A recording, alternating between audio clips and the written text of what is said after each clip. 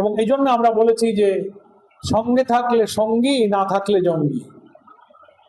এই জবাব ওনাদের কাছে জিজ্ঞেস করেন যে কেন আপনারা সাথে থাকলে প্রশংসা করেন। তদানীন্তন প্রধানমন্ত্রী বেগম জিয়া আমাদের মানবতা বিরোধী অপরাধের নামে মিথ্যা মামলায় যাদেরকে ফাঁসি দেওয়া হয়েছে তাদের মুক্তি দাবি করেছেন, তাদের সম্মানের সাথে সম্বোধন করেছেন।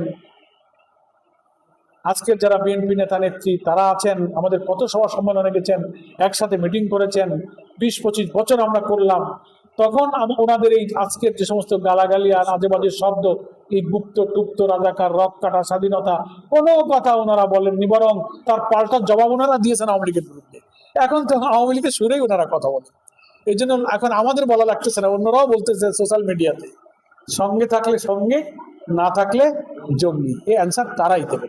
আর আমরা আপনারা ভেবে দেখেছেন কিনা যে ওনারা যেভাবে বলেন যে জুলাই সনদ অক্ষরে অক্ষরে মানবো, কিন্তু এটা একদিনও বলেন নাই যে 70% লোকেরা যে গণভোটে হাত জয়যুক্ত করেছে আমরা গণভোটের রায় অক্ষরে অক্ষরে মানবো, একথা কিন্তু বলে না।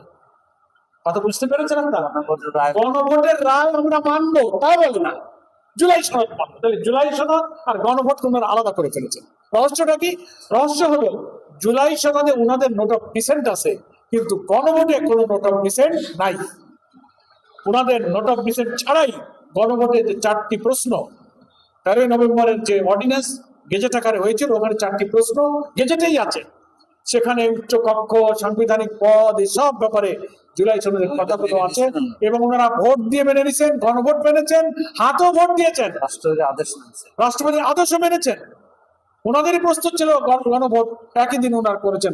জামাত ইসলামী সহ 8 দল আমরা যখন বিরুদ্ধে ছিলাম, আমরা বলেছিলাম যে না, গণভোটটা আগে হোক, তাহলে এই ঝামেলা হতো না।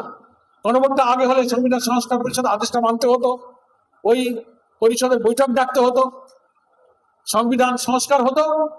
এইটা ওনারা করবেন না মনের মধ্যে ছিল, যেটা পার্লামেন্টে ওনারা বলেছেন যে আমরা সংস্কারের নামে বাহানা করে ইলেকশন হয় কিনা, তাই আমরা যা বলেছে সমঝোতা করে ফেলছি, আমরা আপত্তি করি নাই। কেন নির্বাচন না হওয়ার ব্যাপারে আপনার সন্দেহ হলো?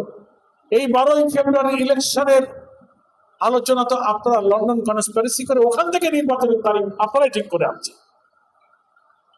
আপনাদের আবার সেই তারিখ নিয়ে সন্দেহ শুনতে হয় কেন?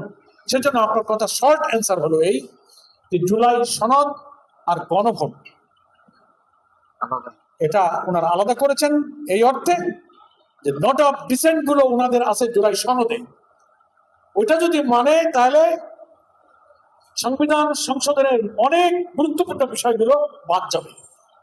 এক ব্যক্তি প্রধানমন্ত্রী দলের প্রধান থাকতে পারবেন না, উচ্চকক্ষে পিআর হতে হবে, চুক্তি আন্তর্জাতিক আইনগুলো যা হবে 2 কক্ষে অনুমোদিত হতে হবে, চিফ জাস্টিস, সুপ্রিম কোর্টের বিচারক নিয়োগ, সাংবিধানিক পদ আপনার public service commission, anti corruption commission, auditor general, controller general, even governor সহ সাংবিধানিক যত পদ আছে, এই নিয়োগের এখনকার বিদ্যমান রাষ্ট্রের সাংবিধানিক যে আইন, প্রধানমন্ত্রী যা ইচ্ছা করবেন রাষ্ট্রপতিকে দিয়ে উনি এই কমিশনের প্রধানগুলো বানাবেন। ঐক্যমত্য কমিশন বলছেন না, এটা হবে না, এটা হলে আবার সেই দলীয়করণ হবে। সরকারি চাকরি বাকরির মূল জায়গা তো পিএসসি, দুর্নীতি ঠেকাবার জায়গা তো হলো অ্যান্টি কারাপশন কমিশন, সেইখানকার প্রধান আর কমিশন বানাবেন প্রধানমন্ত্রীর ইচ্ছা অনুযায়ী। এটা ঠেকানোর জন্যই তোমার ছেলেরা জীবন দিয়েছে। ওনারা এখানে রিসেন্টলি বলেছেন না, তা হবে না, প্রধানমন্ত্রীর হাতে এটা রাখতে হবে।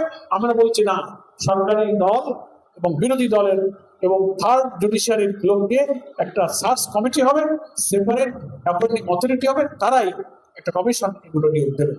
এই যে মৌলিক জায়গায় যদি সংবিধানের কাঠামোগত পরিবর্তন না হয়, তাহলে জুলাই রক্তদত্ত বৃথা যাবে, এই রাষ্ট্রে তো দুর্নীতি বাসা বাঁধবে। এই কাঠামোর মধ্যে যিনি প্রধানমন্ত্রী হবেন তিনি আর একটা ফ্যাসিবাদী হয়ে তৈরি হবে।